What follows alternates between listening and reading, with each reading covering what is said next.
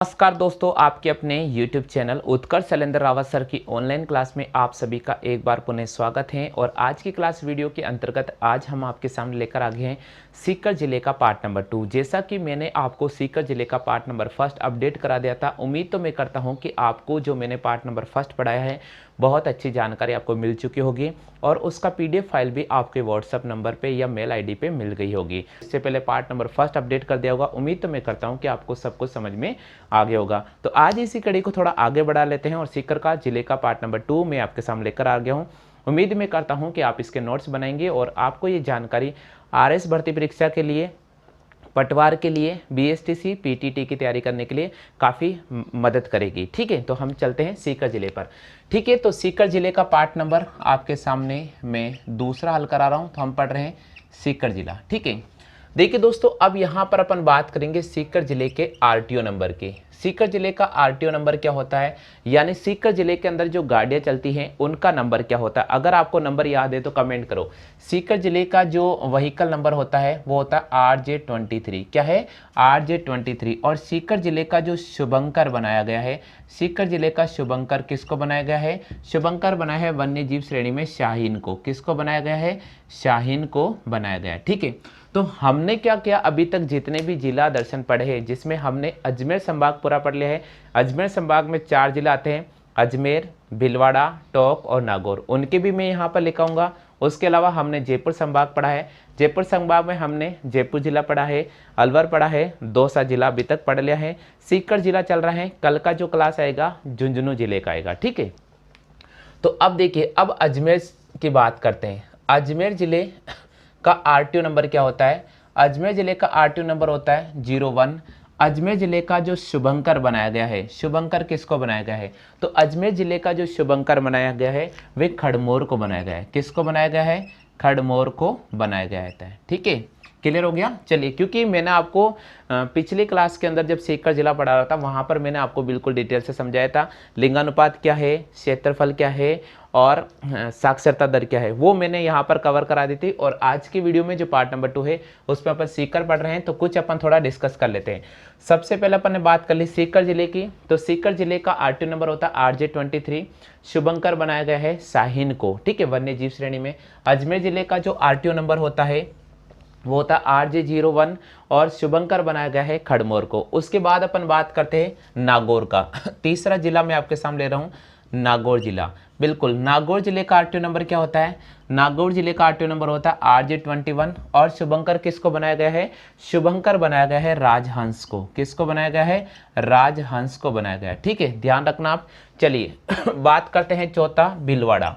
बिल्कुल, भीलवाड़ा का जो RTO नंबर होता है वो क्या होता है? RJ06 होता है। क्या होता है? RJ06 होता है।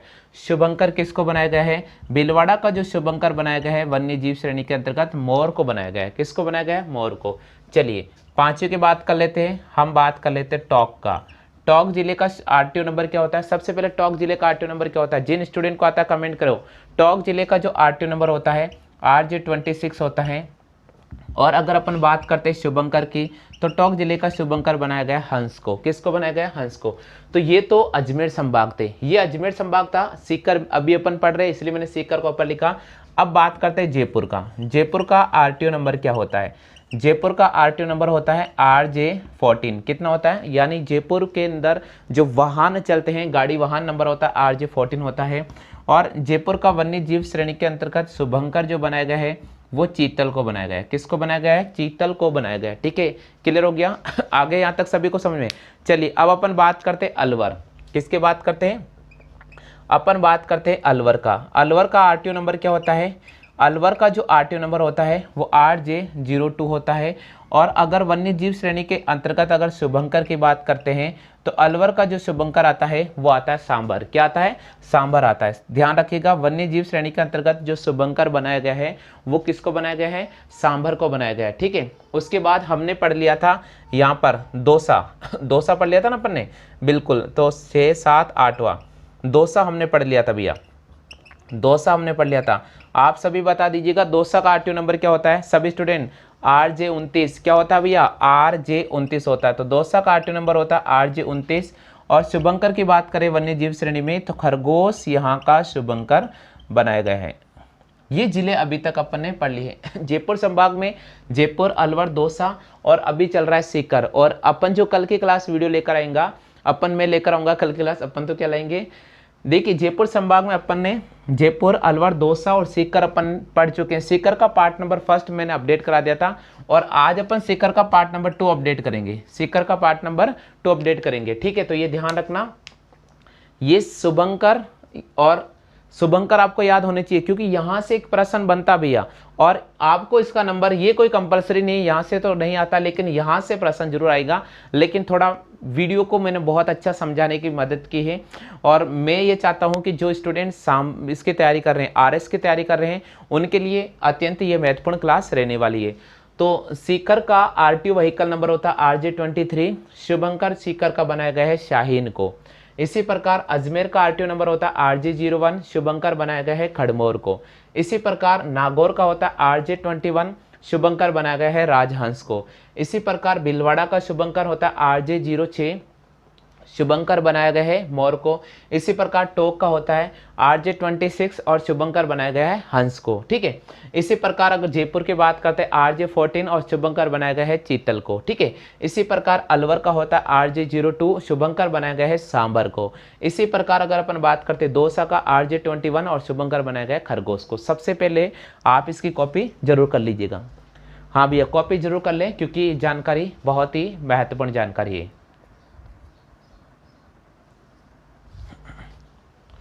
हाँ भैया उतार लिया। चलिए बात करते हैं नेक्स्ट टॉपिक की।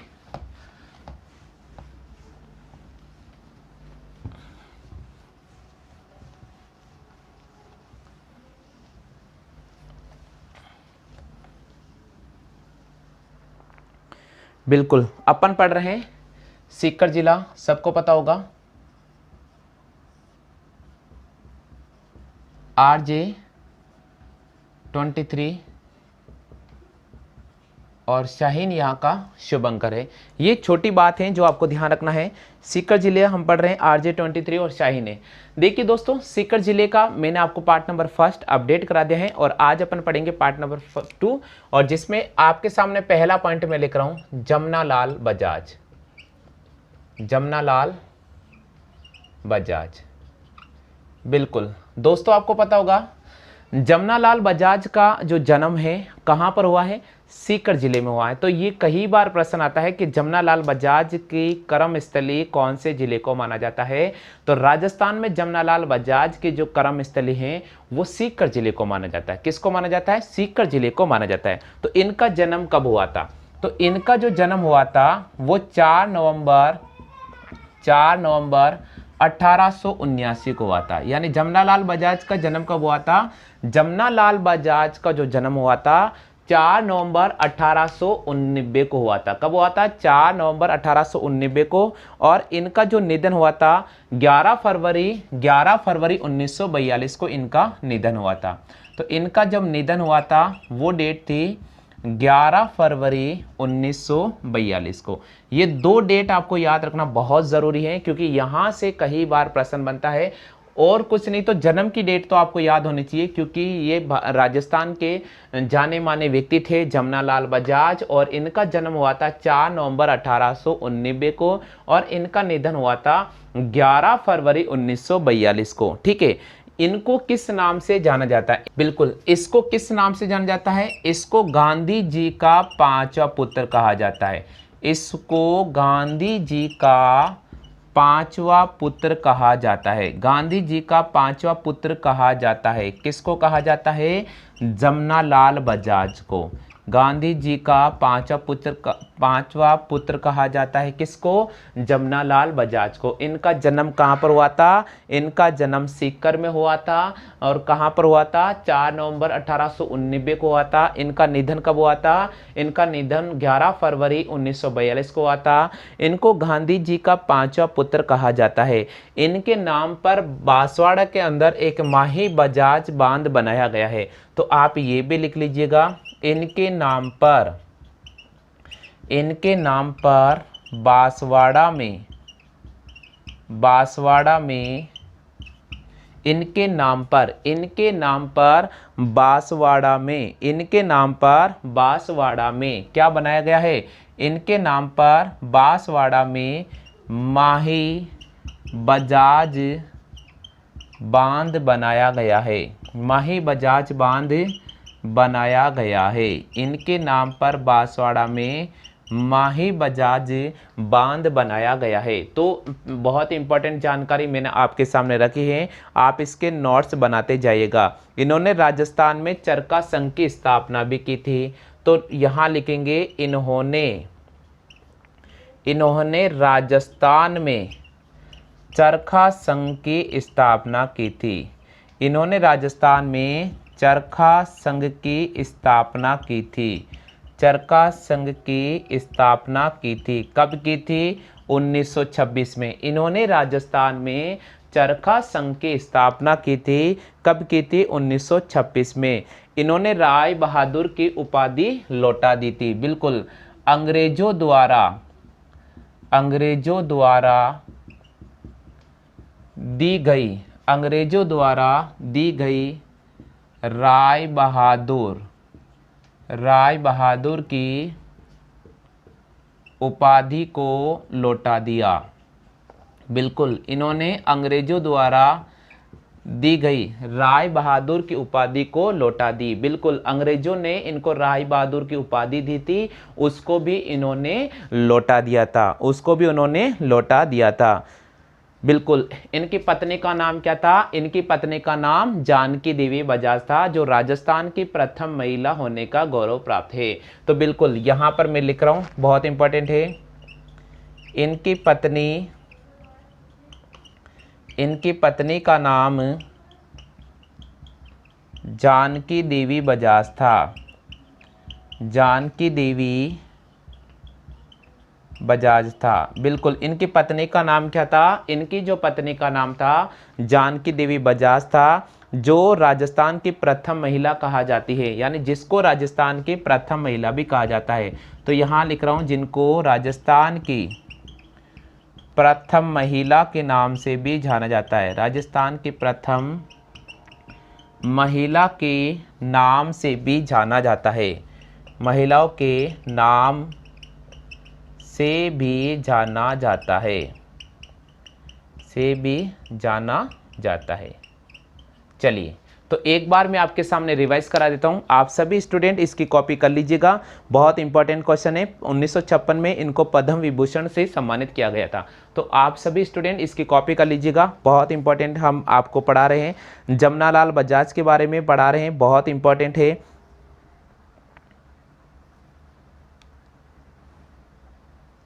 बिल्कुल क्लियर हो गया। चलिए, बात अपन करते हैं जमनालाल बजाज के बारे में, क्योंकि इनका जन्म है सीकर जिले में और सीकर जिले से संबंध ये रखते हैं। यानी प्रश्न आता है, जमनालाल बजाज की कर्मस्थली कौन से जिले को माना जाता है? तो हमें राइट करना होगा सीकर जिले को। तो चलिए दोस्तों, हम बात कर लेते हैं। यहाँ पर इनका जन्म 4 नवंबर 1889 को हुआ था और इनका निधन 11 फरवरी 1942 को हुआ था। इन्होंने अंग्रेजों के द्वारा दी गई राय बहादुर की उपाधि को लौटा दिया गया था।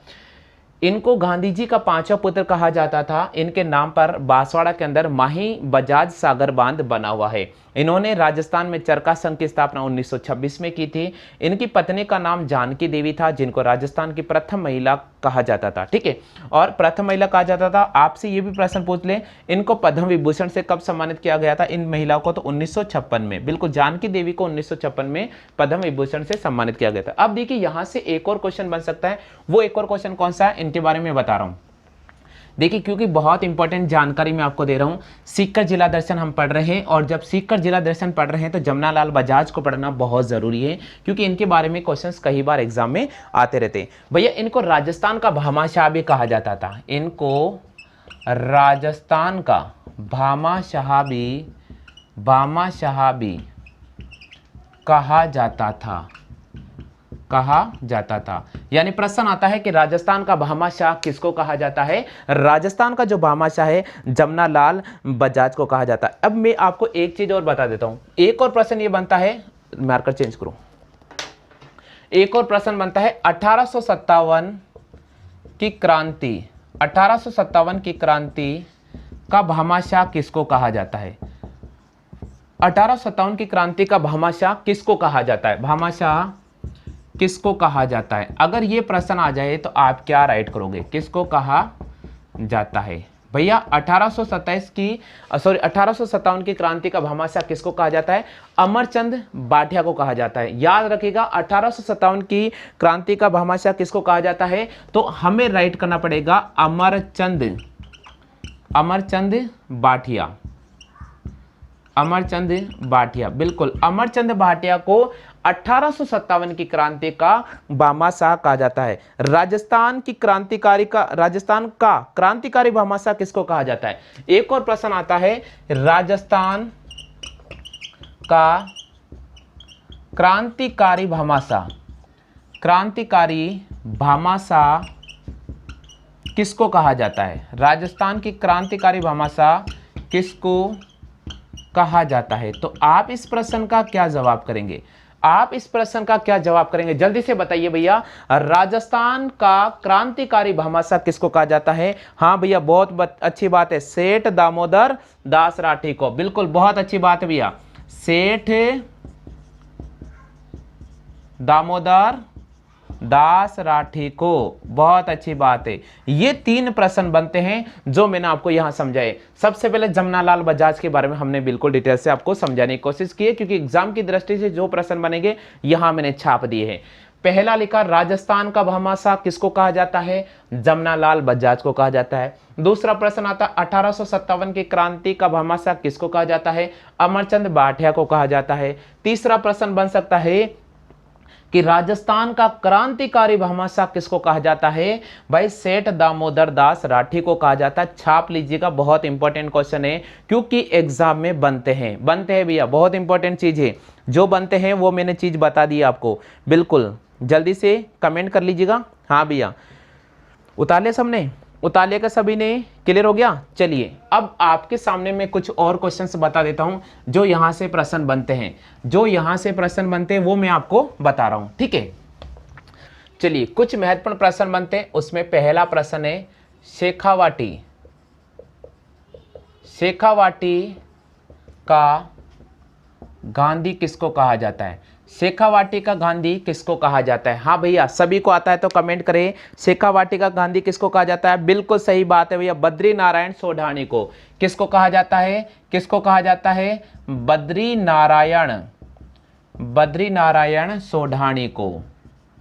बद्री नारायण सोढानी को कहा जाता है शेखावाटी का गांधी। शेखावाटी का गांधी किसको कहा जाता है? बद्री नारायण सोढानी को कहा जाता है। गांधी जी का 5वां पुत्र किसको कहा जाता है? जल्दी से बताइए भैया, गांधी जी का 5वां पुत्र किसको कहा जाता है? अभी मैंने आपको बताया था, जमनालाल बजाज को।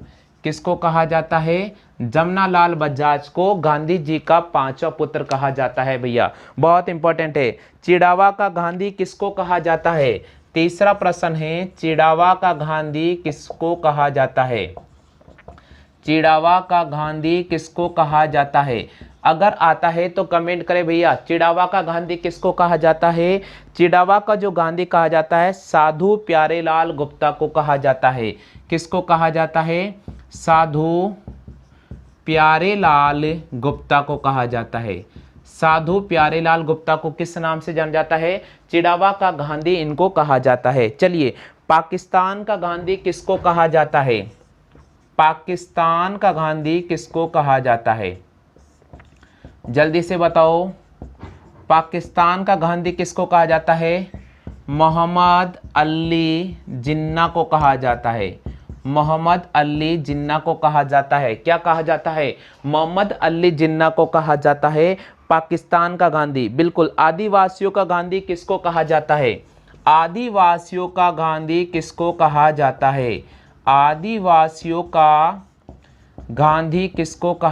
है? जल्दी से बताओ भैया, आदिवासियों का गांधी किसको कहा जाता है? हाँ जी, बहुत अच्छी बात है भैया। आदिवासियों का मोतीलाल तेजावत को। याद होगा ना, मोतीलाल तेजावत को। मोतीलाल तेजावत को क्या कहा जाता है? मोतीलाल तेजावत को आदिवासियों का गांधी कहा जाता है। आदिवासियों का गांधी किसको कहा जाता है? मोतीलाल तेजावत को कहा जाता है। चलिए भैया, चलिए नेक्स्ट है, मेवाड़ का गांधी किसको कहा जाता है? मेवाड़ का गांधी किसको कहा जाता है? मेवाड़ का गांधी किसको कहा जाता है? मेवाड़ का गांधी कहा जाता है, ये कहा जाता है भैया माणिक्यलाल वर्मा को। माणिक्यलाल वर्मा को कहा जाता है मेवाड़ का गांधी। मेवाड़ का गांधी कहा जाता है माणिक्यलाल वर्मा को। वांगड़ का गांधी किसको कहा जाता है? वांगड़ का गांधी किसको कहा जाता है? ये प्रश्न अगर आपसे पूछ ले तो आपको क्या रिप्लाई करना होगा? वांगड़ का गांधी किसको कहा जाता है? वांगड़ का गांधी कहा जाता है भोगीलाल पांड्या को। किसको कहा जाता है? भोगीलाल पांड्या को। भोगीलाल पांड्या को किसका गांधी कहा जाता है? वांगड़ का गांधी कहा जाता है। किसका गांधी? वांगड़ का गांधी। मारवाड़ का गांधी किसको कहा जाता है? मारवाड़ का गांधी किसको कहा जाता है? मारवाड़ का गांधी। मारवाड़ का गांधी किसको कहा जाता है? मारवाड़ का गांधी किसको कहा जाता है? जल्दी से कमेंट करो भैया। हाँ, बहुत अच्छी बात है, जे नारायण व्यास को। जे नारायण व्यास को। जे नारायण व्यास को कहा जाता है मारवाड़ का गांधी। तो यहाँ पर जो मैंने आपको कुछ महत्वपूर्ण क्वेश्चन बताए हैं, यहाँ से प्रश्न बनते हैं। शेखावटी का गांधी बद्री नारायण सोढानी को कहा जाता है। गांधी जी का पांचवा पुत्र जमनालाल बजाज को कहा जाता है। चिड़ावा का गांधी साधु प्यारेलाल दास को कहा जाता है। पाकिस्तान का गांधी मोहम्मद अली जिन्ना को कहा जाता है। आदिवासियों गांधी मोतीलाल तेजावत को कहा जाता है। मेवाड़ का गांधी माणिक्यलाल वर्मा को कहा जाता है। वांगड़ का गांधी भोगीलाल पांड्या को कहा जाता है। मारवाड़ का गांधी जे नारायण व्यास को कहा जाता है। यहाँ तक सभी के क्लियर हो गया? चलो कॉपी करो जल्दी से कॉपी कर लीजिएगा, बहुत इंपॉर्टेंट चीज है, यहां तक बहुत इंपॉर्टेंट चीज है, कॉपी करो भैया जल्दी से।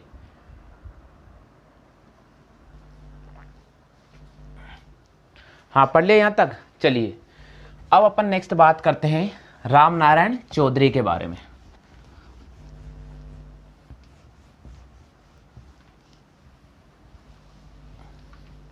बिल्कुल, अब अपन बात करते हैं राम नारायण चौधरी के बारे में।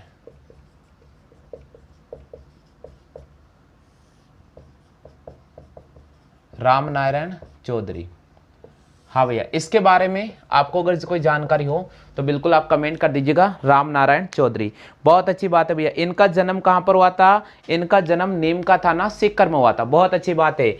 इनका जन्म कहाँ पर हुआ था? जन्म हुआ था नीम का थाना सीकर में। तो इनका जन्म हुआ था नीम का थाना सीकर में। तो प्रश्न आता है आपके पास में, तो इनका जन्म कहाँ पर हुआ था? नीम का थाना सीकर में इनका जन्म हुआ था। ये राजस्थान सेवा संघ के स्थायी सदस्य थे। बिल्कुल, यह राजस्थान सेवा संघ के, ये राजस्थान सेवा संघ के स्थायी सदस्य थे। स्थायी सदस्य थे। प्रश्न आता है राजस्थान सेवा संघ के स्थायी सदस्य कौन थे? तो आपको राम नारायण चौधरी को राइट करना होगा। क्लियर हो गया? आगे समझ में। इन्होंने बेंगू किसान आंदोलन का नेतृत्व भी किया था, तो आप ये भी लिख लीजिएगा। इन्होंने बेंगू किसान आंदोलन का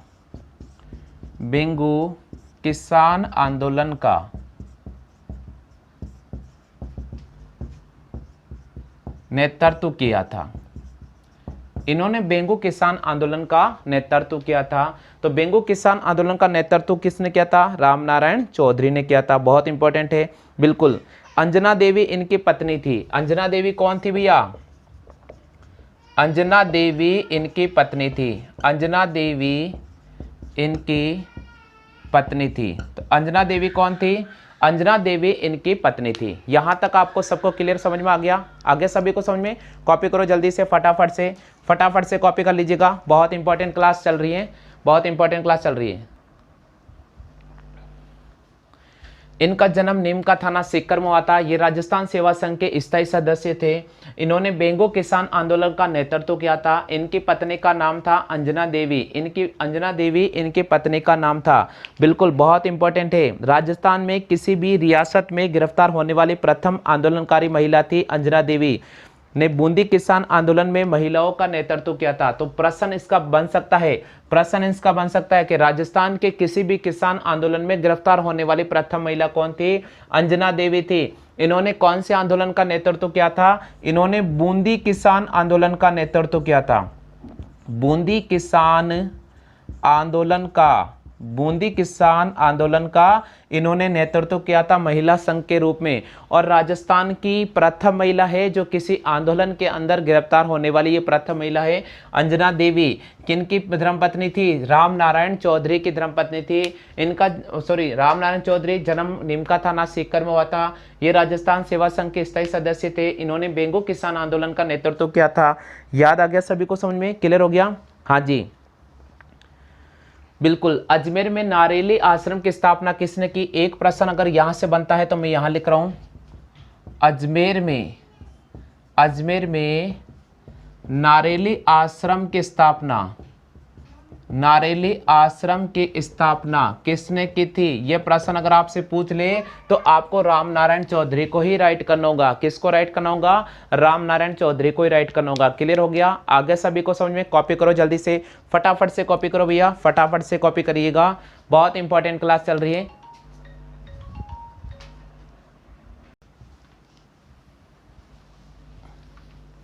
बिल्कुल। अब अपन बात सीकर जिले के बारे में। तो दोस्तों सबसे पहले आपसे सीकर जिले की आकृति पूछ ले, तो सीकर जिले की आकृति कैसी है? तो आपको राइट करना पड़ेगा प्याले नुमा, यानी सीकर जिले की जो आकृति है वो प्याले नुमा है। कई बार प्रश्न आता है कि सीकर जिले की आकृति कौन सी है? तो सीकर जिले की जो आकृति है वो है प्याले नुमा। सीकर जिले की जो आकृति है वो कैसी है? प्याले नुमा है। अब दोस्तों यहाँ से एक प्रश्न बनता है, वो प्रश्न बनता है सीकर जिले का क्षेत्रफल कितना है? तो सीकर जिले का क्षेत्रफल, सीकर जिले का क्षेत्रफल अगर आपसे पूछ ले कि सीकर जिले का क्षेत्रफल कितना है तो आप किसको राइट करें? क्योंकि देखिए जब भी आप पढ़ रहे हैं, जब भी आप कोई भी जिला दर्शन पढ़ रहे हैं, उसमें जो महत्वपूर्ण बातें याद रखनी पड़ेगी वो पड़ेगी सबसे पहले उसकी आकृति कैसी है, दूसरी बात अपन को याद रखनी पड़ेगी उस जिले का क्षेत्रफल कितना है। बिल्कुल। तो सीकर जिले का क्षेत्रफल कितना है? तो हमें राइट करना पड़ेगा 7,732 वर्ग किलोमीटर, यानी सीकर जिले का जो क्षेत्रफल है वो 7,732 वर्ग किलोमीटर है। कई बार प्रश्न आता है कि सीकर जिले की आकृति कैसी है? तो सीकर जिले की जो आकृति है वो प्याले के अनुसार है, प्याले नुमा है। सीकर जिले का क्षेत्रफल कितना है? 7,732 वर्ग किलोमीटर। दोस्तों यहाँ से एक और चीज बनती है कि जनगणना 2011 के अनुसार, जनगणना 2011 के अनुसार सीकर जिले की अपन टोटल जनसंख्या पूछ ले आपसे, तो सीकर जिले की कुल जनसंख्या कितनी? अगर आपसे पूछ ले कि जनगणना 2011 के अनुसार सीकर जिले की कुल जनसंख्या कितनी है, तो आपको देखिए छोटी छोटी बातें हैं जिनको आप नज़रअंदाज करते हैं, लेकिन आपको ध्यान रखना होगा। जनगणना 2011 के अनुसार सीकर जिले की जो कुल जनसंख्या है वो है 26,77,333, यानी सीकर जिले की जो कुल जनसंख्या है वो है 26,77,333। अब इन 26,77,333 में पुरुषों की संख्या कितनी है और महिलाओं की संख्या कितनी है, ये भी अपन यहाँ सीखेंगे। बिल्कुल। अब इस जनसंख्या में पुरुषों की संख्या कितनी है और महिलाओं की संख्या कितनी है, बिल्कुल अपन यह भी जानने की कोशिश करेंगे। तो 26,77,333 में अगर अपन बात करते हैं पुरुषों की जनसंख्या, तो पुरुषों की जनसंख्या कई बार प्रश्न आता है कि मान लीजिए आपसे पूछ ले, क्योंकि अगर आप डिटेल से पढ़ रहे हैं ना तो जानकारी होना बहुत ज़रूरी है। बिल्कुल। अगर आपसे पुरुषों की जनसंख्या पूछ ले तो वो है 13,74,990, यानी पुरुषों की जो जनसंख्या है वो है 13,74,990। और अगर आपसे महिलाओं की संख्या पूछ ले, अगर आपसे महिलाओं की संख्या पूछ ले तो क्या राइट करेंगे? महिलाओं की जो संख्या है वो अगर आपसे पूछ ले, बिल्कुल, अगर आपसे महिलाओं की संख्या पूछ ले तो वो है 13,02,343। कितनी है? 13,02,343। ये यहाँ पर सीकर जिले के महिलाओं की संख्या। हम बात कर रहे हैं जनगणना 2011, और जनगणना 2011 के अनुसार सीकर जिले की जो कुल जनसंख्या है वह 26,77,333। उनमें से पुरुषों की जनसंख्या है 13,74,990 और महिलाओं की जनसंख्या 13,02,343। ठीक है। अब अगर अपन साक्षरता की बात कर ले, सीकर जिले के साक्षरता की बात कर लें तो साक्षरता कितनी है, क्योंकि कई बार प्रश्न यहाँ से भी बनता है, तो आपको जानकार रहना जरूरी है कि सीकर जिले की साक्षरता कितनी है। अगर सीकर जिले की साक्षरता की बात करते हैं तो सीकर जिले की जो साक्षरता है वो है 71.90%। कितनी है? सीकर जिले की जो साक्षरता है वो है 71.90%। अगर मान लीजिए आपसे पूछ ले कि सीकर जिले में पुरुषों की साक्षरता कितनी है, तो भैया जो पुरुषों की साक्षरता दर है वो है अपने पास में 81.7%। यानी सीकर जिले में पुरुषों की जो साक्षरता है वो 81.7% है। और सीकर जिले की अगर महिलाओं की साक्षरता की बात करते हैं तो 58.2% है। यानी महिलाओं की जो साक्षरता है सीकर जिले की वो है 58.2%। क्लियर हो गया? आगे सभी को समझ में?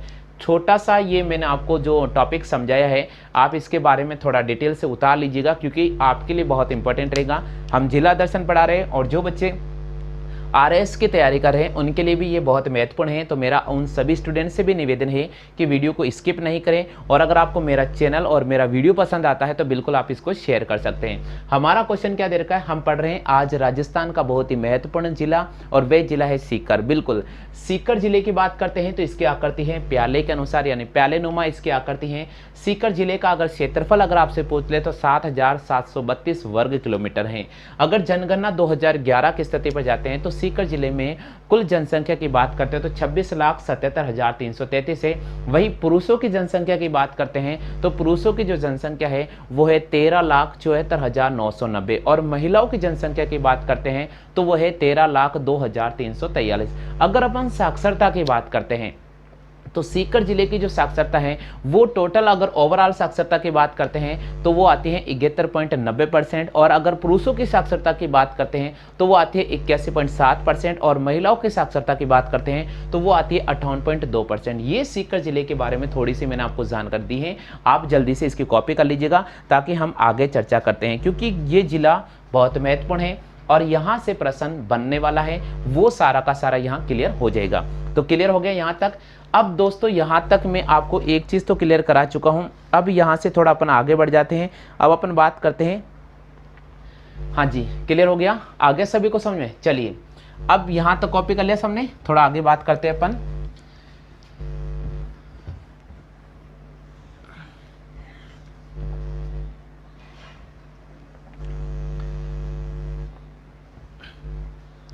बात करते हैं सीकर जिले का सामान्य परिचय, यानी सीकर जिले का सामान्य परिचय क्या है। तो अगला पॉइंट मैं आपके सामने लिख रहा हूं, सीकर जिले का सामान्य परिचय। तो सीकर जिले का सामान्य परिचय मैं आपके सामने लिख रहा हूं। सभी स्टूडेंट से मेरा निवेदन है कि आप नोट्स जरूर बना लीजिए। पहला इसका जो सामान्य परिचय में सबसे महत्वपूर्ण बात है वो है इसको शेखावटी क्षेत्र का हृदय स्थल भी कहा जाता है। तो इसको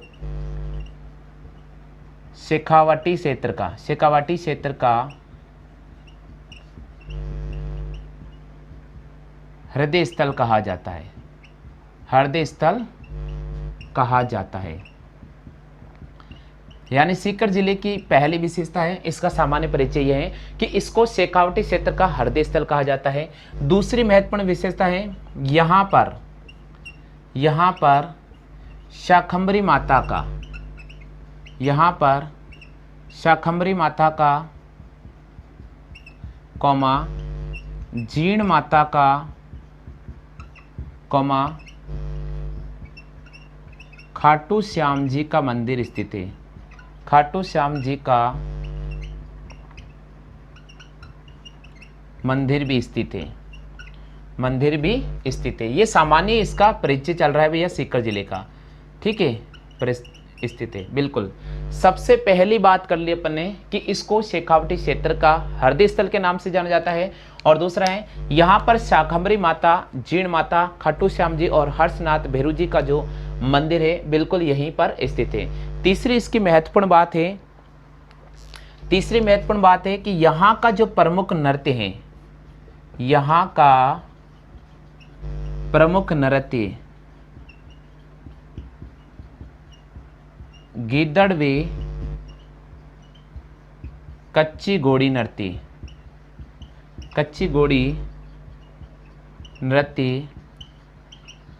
विश्व में प्रसिद्ध है, बिल्कुल। ये तीसरी बहुत महत्वपूर्ण है। प्रश्न आता है कि गीदड़ नृत्य और कच्ची घोड़ी नृत्य कौन से जिले से संबंधित है, तो आपको राइट करना पड़ेगा सीकर को। तो मैंने यहाँ पर कुछ महत्वपूर्ण बातें रखी है, एक बार मैं सामान्य रूप से वापस रिवाइज करा रहा हूँ। इसको शेखावटी क्षेत्र का हृदय स्थल के नाम से जाना जाता है। दूसरा पॉइंट है, यहाँ पर शाकंभरी माता का मंदिर है, जीण माता का मंदिर है, खाटू श्याम जी का मंदिर है और हर्षनाथ भैरू जी का मंदिर भी स्थित है। यहाँ का जो प्रमुख नृत्य है वो कौन कौन सा है, वो यहाँ का जो प्रमुख नृत्य उसमें आता है गीदड़ व कच्ची घोड़ी, यानी गीदड़ और कच्ची घोड़ी यहाँ का जो प्रमुख नृत्य है जो विश्व के अंदर अपना प्रमुख स्थान रखता है। ये राजस्थान का प्रथम हाईटेक जिला स्थित है। तो यहाँ बोलूँगा ये राजस्थान का प्रथम हाईटेक जिला है। प्रश्न आता है राजस्थान का प्रथम हाईटेक जिला कौन सा है, तो आपको राइट करना पड़ेगा सीकर को। ये राजस्थान का प्रथम हाईटेक जिला है। ये कुछ महत्वपूर्ण बातें हैं जो मैंने आपको यहाँ लिखाई है। उम्मीद मैं करता हूँ कि आप इसकी कॉपी साथ के साथ कर रहे होंगे। तो जल्दी से स्टूडेंट मैंने जो लिखा है उसकी आप कॉपी कर लीजिएगा। हम सीकर जिले के सामान्य परिचय के बारे में बात कर रहे हैं, बहुत ही महत्वपूर्ण है इसके बारे में जो मैं आपको बता रहा हूँ।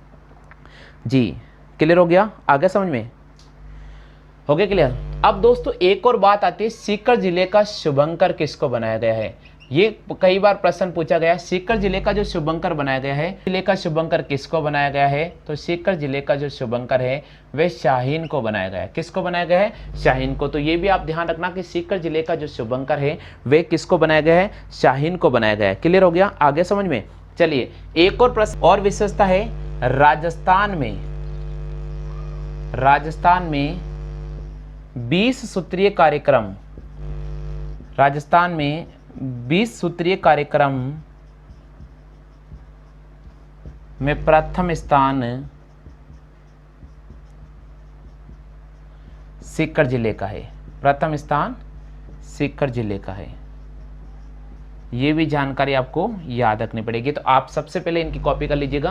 पहला पॉइंट मैंने आपको बता दिया है, सीकर जिले का जो शुभंकर है वो किसको बनाया है, शाहीन को बनाया गया है। दूसरा जो आपके सामने टिक कर रहा हूं, इसको शेखावटी क्षेत्र का हृदय स्थल के नाम से जाना जाता है। तीसरी महत्वपूर्ण बात है, यहाँ पर शाकंभरी माता का मंदिर है, यहाँ पर जीण माता का मंदिर है, यहाँ पर खाटू श्याम जी का मंदिर है और यहाँ पर हर्ष भैरू जी का मंदिर भी स्थित है। और चौथी आपके सामने बात रखी है, यहाँ का जो प्रमुख नृत्य है उसमें गीदड़ नृत्य और कच्ची घोड़ी नृत्य बिल्कुल सीकर जिले से ही संबंधित है, जो विश्व के अंदर अंतर्राष्ट्रीय स्तर पर ख्याति प्राप्त है। वही अगर अपन नेक्स्ट पॉइंट की बात करते हैं, राजस्थान का ये प्रथम हाईटेक जिला है। प्रश्न आता है कि राजस्थान का प्रथम हाईटेक जिला कौन सा है, तो आपको यहां पर सीकर को राइट करना पड़ेगा। नेक्स्ट क्वेश्चन है, 20 सूत्रीय कार्यक्रम में अव्वल स्थान रखने वाला सीकर है। बिल्कुल राजस्थान का कौन सा जिला है जो 20 सूत्रीय कार्यक्रम के तहत अव्वल रहा है, तो आपको राइट करना पड़ेगा सीकर जिले को। तो यहां तक आप इसकी कॉपी कर लीजिएगा, बहुत ही महत्वपूर्ण क्वेश्चन है। मेरा सभी स्टूडेंट से निवेदन है कि आप कॉपी कर लीजिएगा।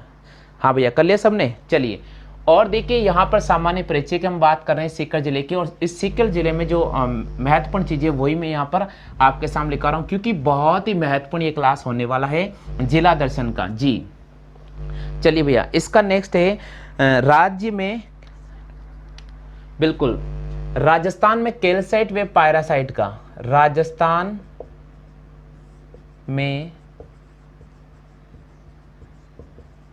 कैल्साइट व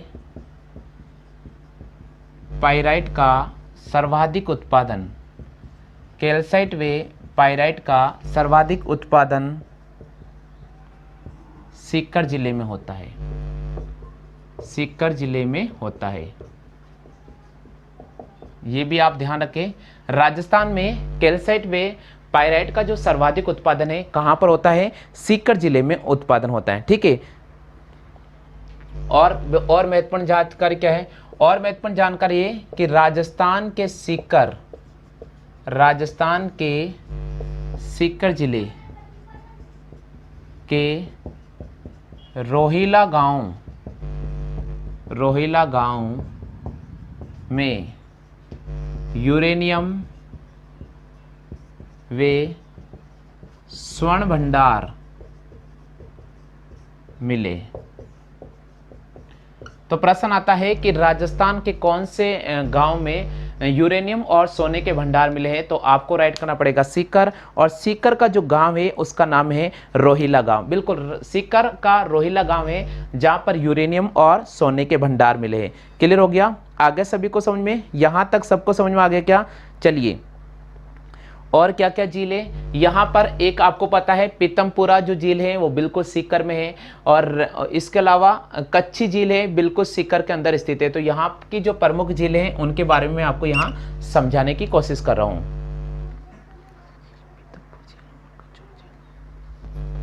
बिल्कुल, यहाँ पर 3 झीलें जिसका नाम है, एक का नाम है रेवासा झील, रेवासा झील,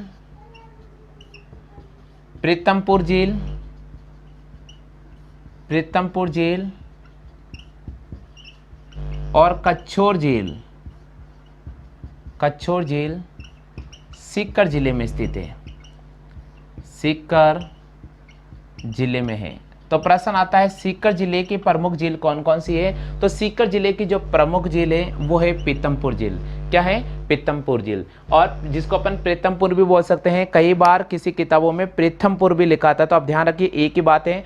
रेवासा झील बिल्कुल यहाँ पर सीकर जिले के अंदर स्थित है, और इसके अलावा कच्छोर झील बिल्कुल सीकर जिले में स्थित है। तो राजस्थान में कैल्साइट व पाइराइट का सर्वाधिक जो उत्पादन होता है वो सीकर जिले में होता है। राजस्थान के सीकर जिले के रोहिला गांव में यूरेनियम और सोने के भंडार मिले हैं। रेवासा झील, पीतमपुर झील, कच्छोर झील, ये सारे के सारे कहां पर हैं? सीकर जिले में स्थित हैं। क्लियर हो गया?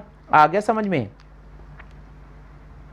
बिल्कुल, आपको पता होगा सीकर के अंदर लुगड़े ज्यादा प्रसिद्ध है। राजस्थान में सबसे अधिक जो लुगड़े फेमस है वो सीकर जिले के, और सीकर जिले का एक गांव है जिसका नाम है पाटुआ गांव। कौन सा गांव है? पाटुआ। तो प्रश्न आता है पाटुआ के लुगड़े कहाँ के प्रसिद्ध है? तो सीकर को आपको राइट करना पड़ेगा, तो ये भी आपको ध्यान रखना पड़ेगा।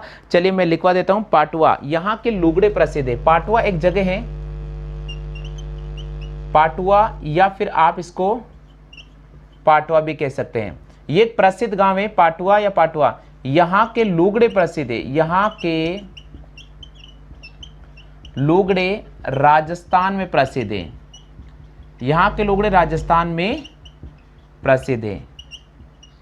यहां के लुगड़े कहां प्रसिद्ध है? यहां के जो लुगड़े हैं वो राजस्थान में प्रसिद्ध है। हाँ भैया, क्लियर हो गया? आगे सभी को समझ में? सीकर के अंदर एक बांध है जिसका नाम है रायपुर बांध। सीकर के अंदर एक बांध है जिसका नाम है रायपुर बांध। तो मैं प्रश्न लिख रहा हूं, सीकर में एक बांध स्थित है, सीकर में एक बांध है जिसको रायपुरा बांध के नाम से भी जाना जाता है, जिसको रायपुरा बांध कहते हैं, रायपुरा बांध कहते हैं। देखो, रायपुर भी आ सकता है या रायपुरा भी आ सकता है, बात एक ही है। तो सीकर के अंदर एक बांध है जिसका नाम है रायपुरा बांध।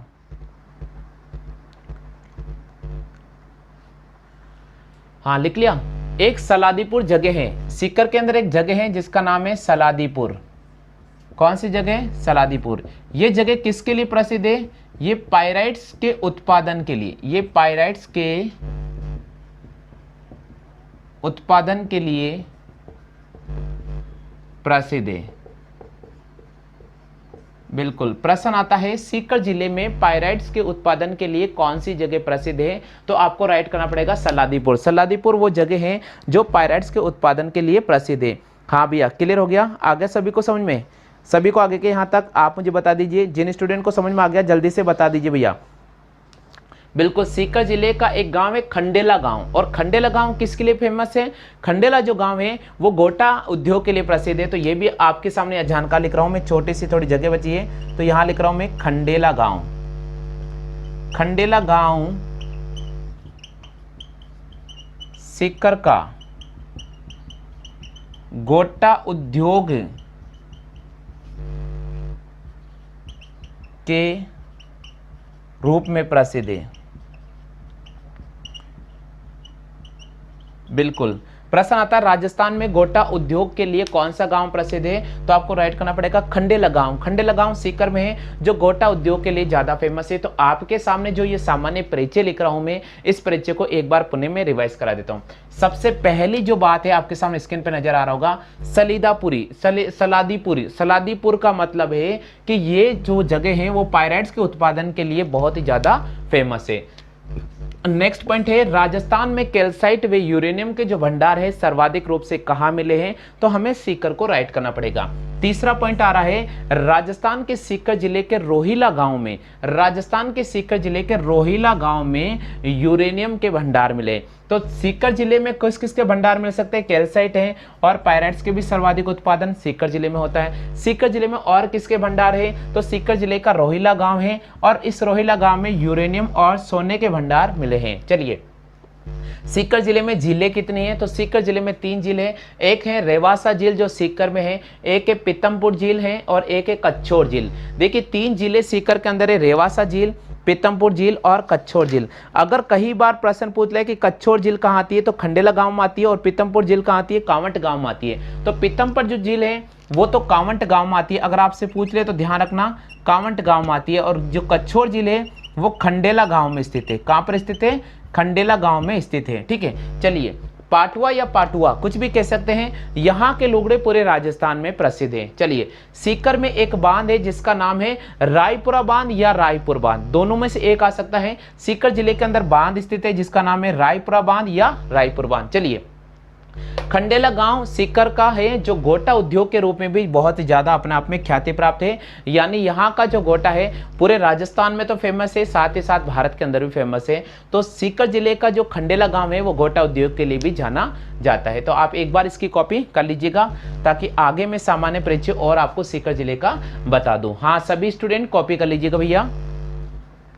देखिए, जैसे मैं लिखाता जाऊं आप कॉपी करते चले ताकि आपको धीरे धीरे सारी चीज क्लियर हो जाएगी।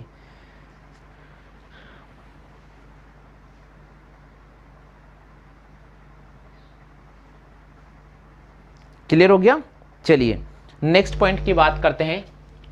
सीकर जिले का हम सामान्य परिचय पढ़ रहे हैं और सामान्य परिचय के अंदर आने वाली जो महत्वपूर्ण बातें हैं वो सारी की सारी मैं यहाँ पर कवर करा रहा हूँ, क्योंकि हम पढ़ रहे हैं राजस्थान के जिला दर्शन का आज बहुत ही महत्वपूर्ण क्लास, और वो है सीकर जिला। कौन सा पढ़ रहे हैं अपन, सीकर जिला पढ़ रहे हैं। चलिए भैया, अब सीकर जिले का सामान्य परिचय में अब अपने पास आता है जीण माता का मंदिर।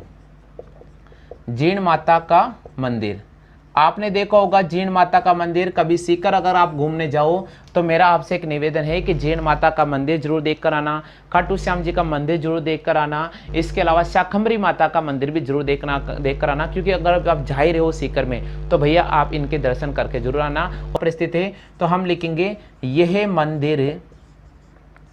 मंदिर रेवासा सीकर में स्थित है। रेवासा सीकर में स्थित है। ये मंदिर कहाँ पर स्थित है, ये मंदिर जो स्थित है वो रेवासा सीकर में स्थित है। अच्छा, जीण माता किन की कुल देवी है, तो ये चौहानों की कुल देवी है। ये चौहानों की कुल देवी है।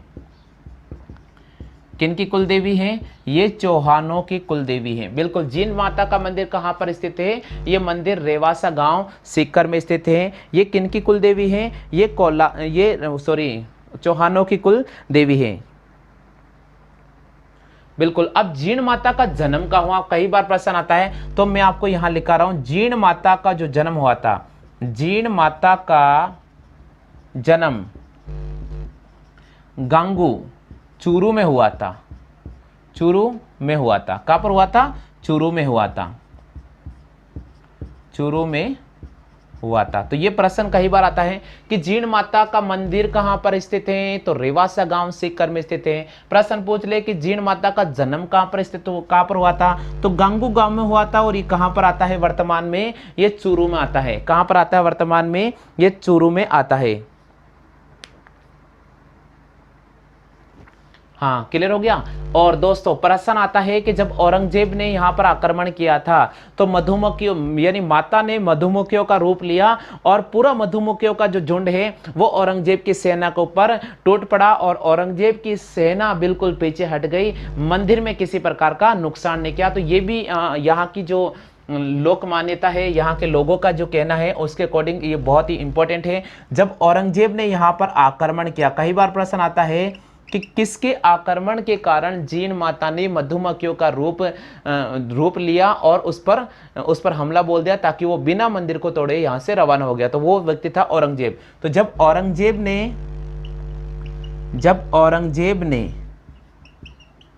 मंदिर को तोड़ने की कोशिश की, जब औरंगजेब ने मंदिर को तोड़ने की कोशिश की,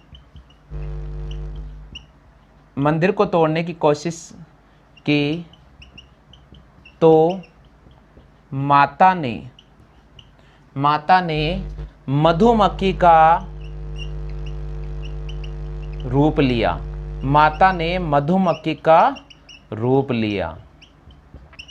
वाह भैया, ये है देवी जीण माता। बिल्कुल बहुत ही इंपॉर्टेंट देवी है, बहुत ही शानदार देवी है। और इस माता के, अगर मैं आपसे फिर रिक्वेस्ट कर रहा हूँ, अगर आप सीख कर जा रहे हैं तो मेरा आपसे एक निवेदन है कि जीण माता के जरूर दर्शन करके आना, जीण माता के जरूर दर्शन करके आना। जीण माता का मंदिर, ये मंदिर कहाँ पर स्थित है? ये जो मंदिर है रेवासा गाँव सीकर में स्थित है। कहाँ पर स्थित है भैया? ये मंदिर रेवासा गाँव सीकर में स्थित है। अच्छा, ये किसकी कुल देवी है? ये चौहानों की कुल देवी है। किसकी कुल देवी है भैया? ये चौहानों की कुल देवी है। जीण माता का जन्म कहां पर हुआ था? जीण माता का जो जन्म हुआ था गंगू गांव चूरू में हुआ था। जब औरंगजेब ने यहां पर आक्रमण किया था, जब औरंगजेब ने यहां पर आक्रमण किया था, जब औरंगजेब ने मंदिर को तोड़ने की कोशिश की थी, उस समय माथा ने मधुमक्खियों का रूप लिया और औरंगजेब की सेना पर टूट पड़ी और औरंगजेब की सेना को यहां से मुंह के बल उल्टा लौटना पड़ा। तो बिल्कुल जब औरंगजेब ने मंदिर को तोड़ने की कोशिश की तो माथा ने मधुमक्खियों का रूप लिया और औरंगजेब की सेना पर टूट पड़ी और औरंगजेब बिना मंदिर तोड़े ही यहां से लौट गया। बिल्कुल। अब प्रश्न आता है कि जीण माता का मेला कब भरता है? तो भैया मैं आपको बता देता हूं, जीण माता का जो मेला भरता है वो चैत्र और अश्विनी के नवरात्रों में भरता है। जीण माता का जो मेला भरता है चैत्र और अश्विनी के नवरात्रों में भरता है। कब भरता है? चैत्र और अश्विनी के नवरात्रों में भरता है। कब भरता है? चैत्र और अश्विनी के नवरात्रों में भरता है, तर इसका मेला भरता है। क्लियर हो गया? तो प्रश्न आता है चैत्र और अश्विनी माह में किसका मेला भरता है? तो माता जीण माता का मेला भरता है। क्लियर हो गया आगे सभी को? इसे मधुमक्खियों की देवी के नाम से भी जाना जाता है। तो आप चाहे तो इसको यहां लिख लीजिएगा, ये प्रश्न भी बहुत इंपॉर्टेंट है। इस देवी को मधुमक्खी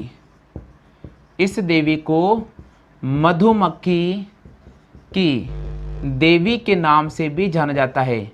देवी के नाम से भी जाना जाता है।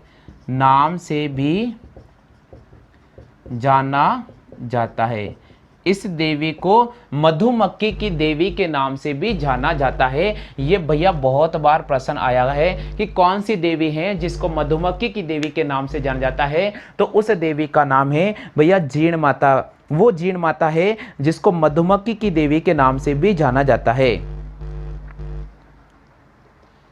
बिल्कुल। इस मंदिर का निर्माण किसने कराया? ऐसा माना जाता है कि जो मंदिर का निर्माण कराया था राजा पृथ्वीराज प्रथम के समय हट नामक व्यक्ति ने इस मंदिर का निर्माण कराया था। तो इस मंदिर का निर्माण कब करवाया था? तो प्रश्न अगर आ जाए तो जीण माता के मंदिर का निर्माण, जीण माता के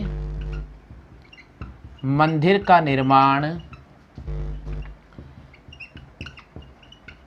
पृथ्वीराज प्रथम के समय हुआ था। पृथ्वीराज प्रथम के समय में हुआ था। बिल्कुल।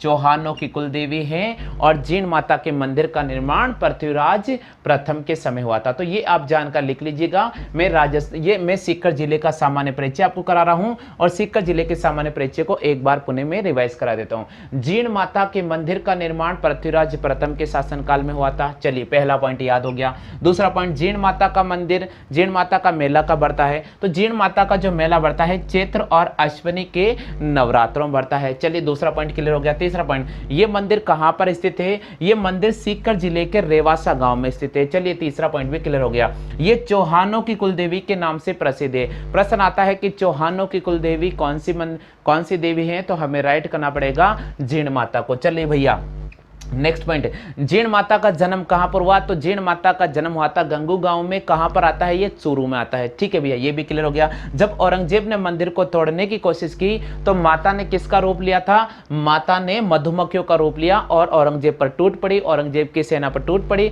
औरंगजेब की सेना को मुंह की खानी पड़ी और बिल्कुल उल्टे पांव दौड़ना पड़ा, यानी बिना मंदिर को किसी प्रकार का औरंगजेब ने क्षति पहुंचाए उसे यहां से रवाना होना पड़ा। चलिए इसे किस नाम से जाना जाता है? इस इस देवी को मधुमक्खियों की देवी के नाम से भी जाना जाता है।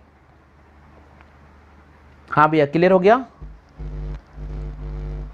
बिल्कुल, राजस्थान साहित्य में जीण माता देवी का सबसे लंबा भजन है, सबसे लंबा भजन है। प्रश्न आता है कि राजस्थान में लोक देवियों में सबसे लंबा गीत किसका है, तो हमें राइट करना पड़ेगा जीण माता का। जीण माता का जो गीत है राजस्थान साहित्य के अकॉर्डिंग सबसे लंबा गीत माना जाता है। ये भी आप ध्यान रखना, यहाँ पर जगह नहीं है, पहले आप इसकी कॉपी कर लीजिएगा। मैं और इसके बारे में आपको सामान्य परिचय बता देता हूँ।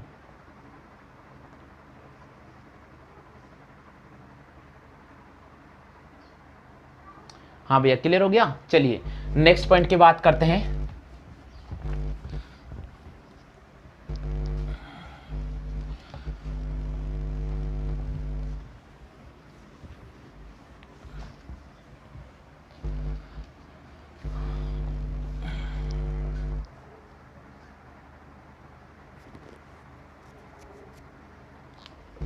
हाँ भैया, अब सामान्य परिचय में दूसरा आ रहा है हमारे पास में, सीकर जिले के अंदर ही है झुंझार जी महाराज।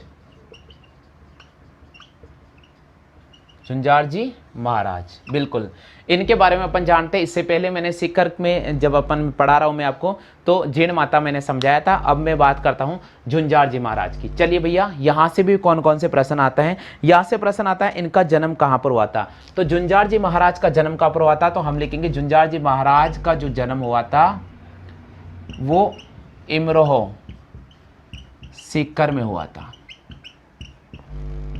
झुंझार जी महाराज का जन्म कहां पर हुआ, झुंझार जी महाराज का जो जन्म हुआ था इमरोह सीकर गांव में हुआ था। यानी इमरोह एक गांव है छोटा सा और सीकर में स्थित है, यहां पर।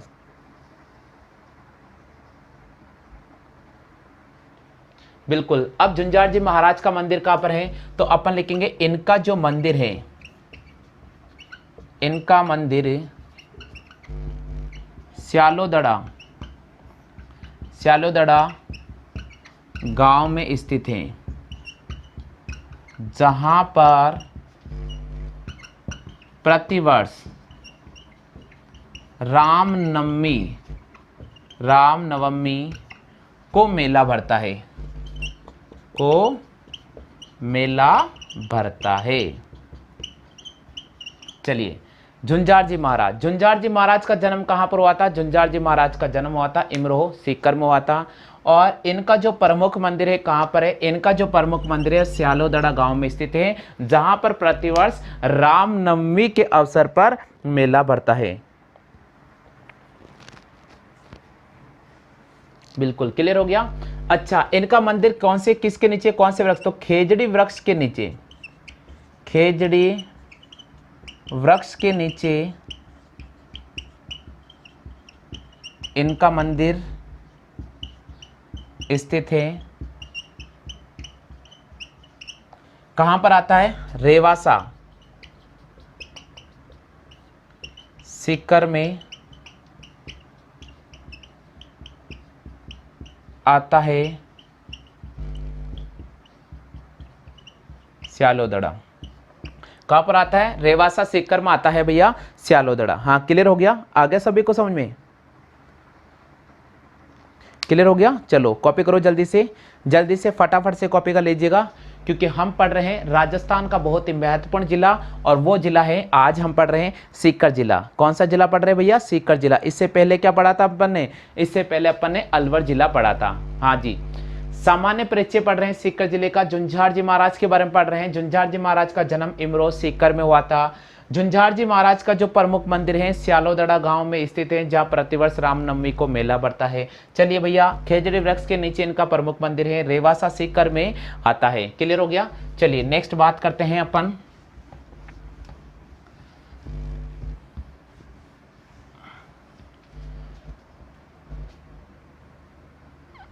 चलिए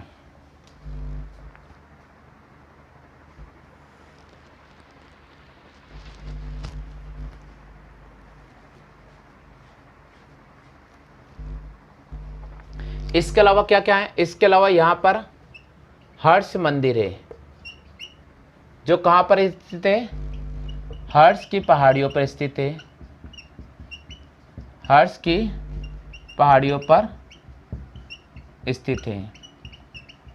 एक यहाँ पर है सप्त गौमाता का मंदिर, सप्त गौमाता का मंदिर जो राजस्थान का एकमात्र मंदिर है, एकमात्र मंदिर है, रेवासा सीकर में स्थित है, रेवासा सीकर में स्थित है। इसकी इंक चेंज करो आप, इंक 1 मिनट भैया, मैं इंक चेंज कर लेता हूँ, है ना। हाँ आप कॉपी कर लो, जल्दी से कॉपी कर लीजिएगा।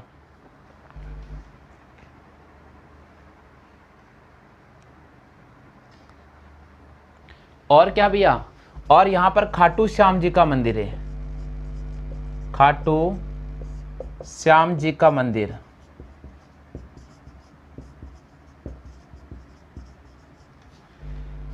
खाटू श्याम जी का मंदिर है रेवासा सीकर में। खाटू श्याम जी का मंदिर भी कहाँ पर है? रेवासा सीकर में, जहाँ पर बबरिक के रूप में भगवान कृष्ण की पूजा की जाती है। तो ये भी बहुत ही इंपॉर्टेंट है, आप इसकी कॉपी कर लीजिएगा। हाँ भैया, प्रश्न आता है खाटू श्याम जी का मेला कब भरता है, तो ये मैं आपको बता देता हूँ। खाटू श्याम जी का मेला, खाटू श्याम जी का मेला फाल्गुन माह की एकादशी को भरता है, फाल्गुन माह की एकादशी को भरता है। बिल्कुल, खाटू श्याम जी का जो मेला भरता है फागण माह की 11 को भरता है। कब भरता है? फागण माह की 11 को भरता है। ये आप ध्यान रखना, ये आप ध्यान रखना भैया। सीकर जिले का सामान्य परिचय हम पढ़ रहे हैं।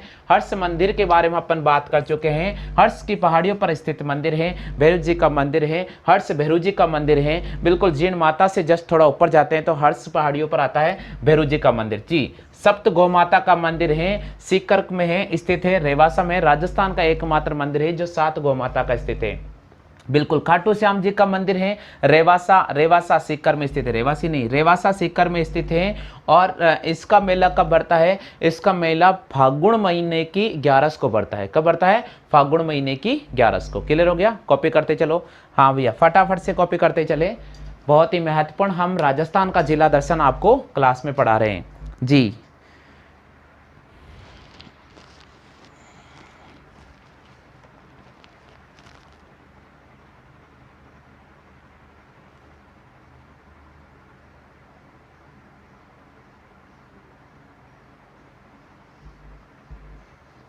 क्लियर हो गया? चलिए नेक्स्ट पॉइंट बात करते हैं अपन।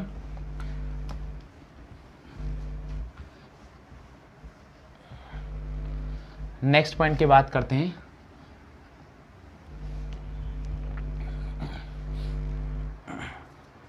चलिए भैया, देखिए इससे पहले अपन ने जाना था सीकर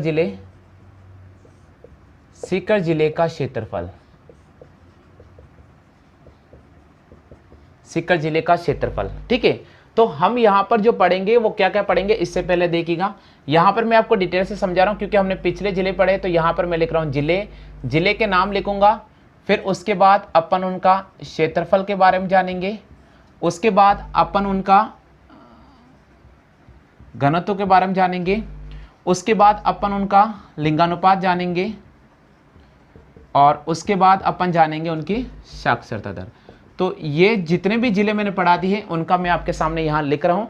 अगर आपको इन प्रश्नों के जवाब आते हैं तो मेरा आपसे एक निवेदन है भैया, सभी स्टूडेंट से निवेदन है कि आप कमेंट कर दीजिएगा और इन प्रश्नों के जवाब दे दीजिएगा। ठीक है, तो हम बात करते हैं सीकर जिले का। सबसे पहले सीकर जिले के क्षेत्रफल की। तो दोस्तों, हम इस क्लास के अंदर बिल्कुल डिटेल से सब चीज़ समझा रहे हैं और कुछ क्लासें मैं आपको रिवाइज भी करा देता हूं, ताकि क्या होगा कि समय समय पर अगर हम रिवाइज करते रहें, रिवीजन करते रहें, तो हम जब आगे वाला जब जिला दर्शन पढ़े तो पीछे वाला नहीं भूले, इसलिए थोड़ा रिवाइज करा रहा हूँ। तो यहाँ मैं आपके सामने जिलों के नाम लिखूंगा और आपको उनके प्रत्येक के क्षेत्रफल निकला है। जैसे मान लीजिए मैंने लिखा सीकर जिला, तो आपको सीकर जिले का क्षेत्रफल आता तो आप कमेंट कर दीजिएगा।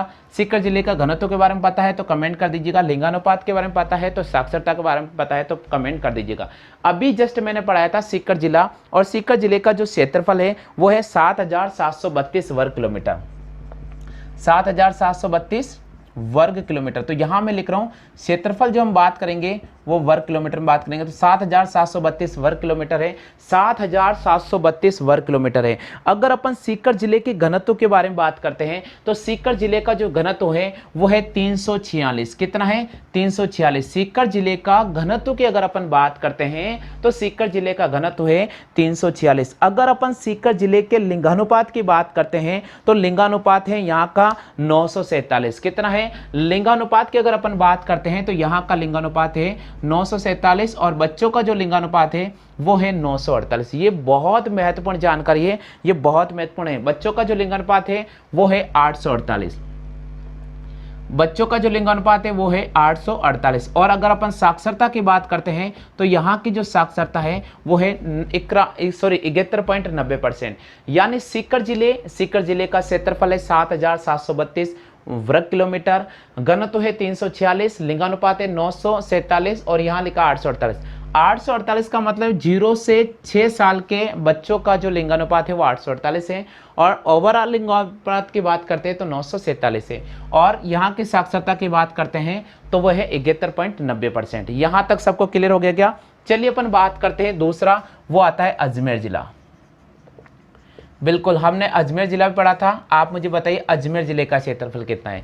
अजमेर जिले का जो क्षेत्रफल है वो है 8,481 वर्ग किलोमीटर। कितना है क्षेत्रफल? 8,481 वर्ग किलोमीटर है। अगर आपको अजमेर जिले का घनत्व के बारे में पता है तो अजमेर जिले का घनत्व कितना है आप जल्दी से कमेंट कर दीजिएगा। अजमेर जिले का जनसंख्या घनत्व कितना है? अजमेर जिले का जो जनसंख्या घनत्व है वो है हमारे पास में 305। कितना है? अजमेर जिले का जो जनसंख्या घनत्व है वो हमारे पास में 305 है। कितना है? 305। अगर अजमेर जिले का लिंगानुपात पूछ ले, अगर अजमेर जिले का लिंगानुपात पूछ ले तो वह है 951। कितना है? अजमेर जिले का जो लिंगानुपात है वह है 951। अगर बच्चों का पूछ ले तो 901 है और अगर साक्षरता पूछ ले तो वो है 69.10%। साक्षरता अजमेर जिले की कितनी है? 69.10% अजमेर जिले की साक्षरता है। क्लियर हो गया? हाँ जी। अब बात करते हैं अपन जयपुर जिला। अब अपन बात करते हैं जयपुर जिला। तो तीसरा जिला मैं आपको पढ़ा रहा हूँ वह है जयपुर जिला।